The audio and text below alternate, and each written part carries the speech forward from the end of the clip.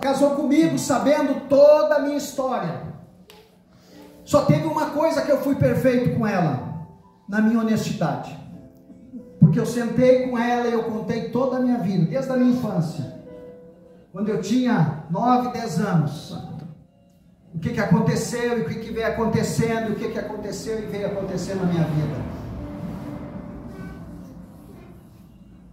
Mas ela sabe que eu não sou perfeito.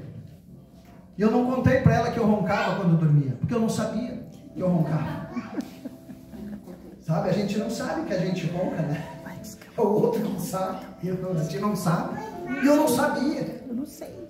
E aí depois, ela disse, mas tu ronca. Não sabia, me desculpe, eu não sabia. Mas ela comprou, né? Comprou, como é que é o lebre por gato, né? O gato por lebre. Mas é assim, a gente tem defeitos. Mas nós somos imperfeitos.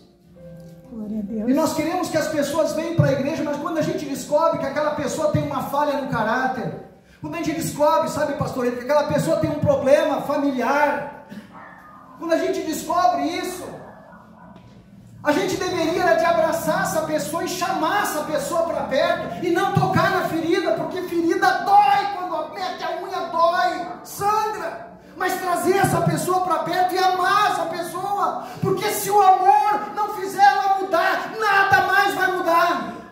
É o amor. E Paulo, ele tinha defeitos. E eu, hoje de manhã, na minha reflexão, eu estava olhando e comecei a pesquisar ali algumas coisas. E eu olhei para Moisés, o grande libertador do povo de Israel. E a gente pensa assim, Moisés era perfeito, porque ele chegou na beira do mar, ele abriu o mar, ele fez isso, ele fez aquilo. Moisés tem muitos pontos positivos, mas Moisés também teve problemas. Até anotei, Moisés foi assassino, ele foi fugitivo, ele teve momentos que ele não teve fé, ele teve medo, e ele não queria libertar o povo de Israel, e Deus dizendo, vai lá e solta o povo, e ele dando desculpa para Deus, tipo assim, batendo boca com Deus o tempo inteiro, até chegou num ponto que Deus diz, faz assim, pega o teu irmão, e manda o teu irmão falar por ti então, tá? Já que tu não tem boca para falar, pega o teu irmão, como é o nome do irmão dele? Arão, pega Arão, leva lá, que Arão vai falar, fala por ti então, seu boca aberta. E aí ele foi, mas até ali ele discutiu, teimando com Deus. Imagina, se Deus aparece para mim e manda eu me jogar ali, eu me jogo de cabeça mesmo, não quero nem saber. Moisés discutiu com Deus, bateu boca, não vou, eu não quero, eles não vão me ouvir, eles não vão me atender, o que eu vou dizer para eles? Tá, mas se eu chegar lá, eu faço o quê? Mas eu não sei falar. E a gente olha para Moisés e pensa, que homem santo. Não, teve problemas. Eu quero dizer para você que Deus não deixou de usar Moisés por causa das falhas que ele tinha. Deus não vai deixar de usar você por causa das tuas falhas. Glória a Deus. Aleluia, Jesus. Depois eu fui olhar para Salomão. O homem rico, cheio de castelo. Teve um monte de problema na vida dele.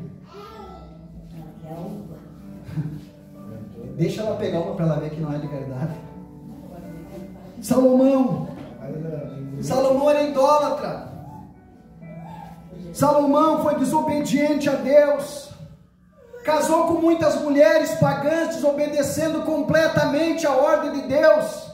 E lá no final da vida, alguns dizem que morreu, foi para o inferno, outros dizem que se arrependeu, não sei.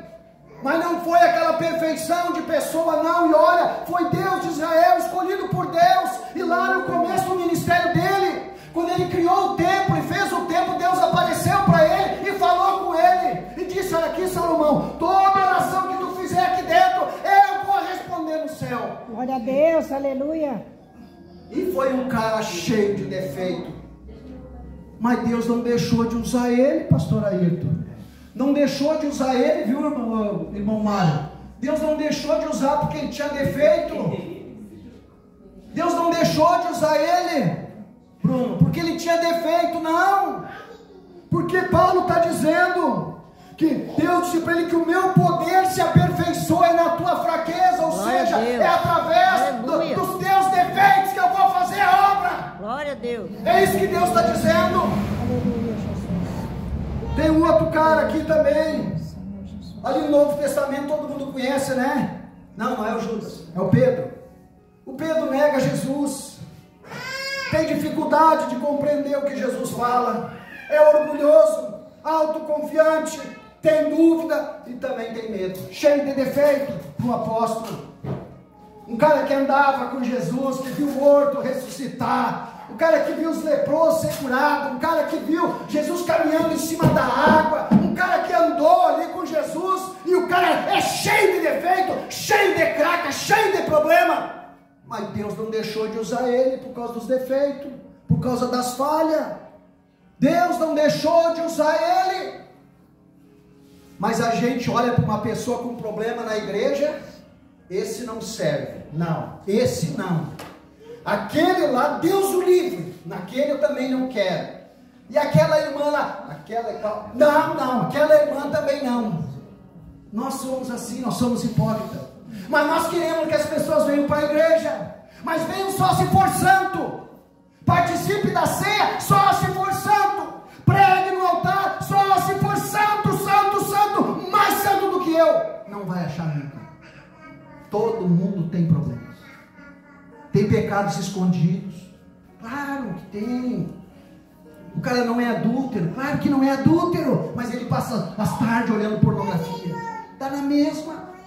O cara não tem outra mulher, mas passa só cuidando das outras que cruzam o caminho dele, está na mesma buraco.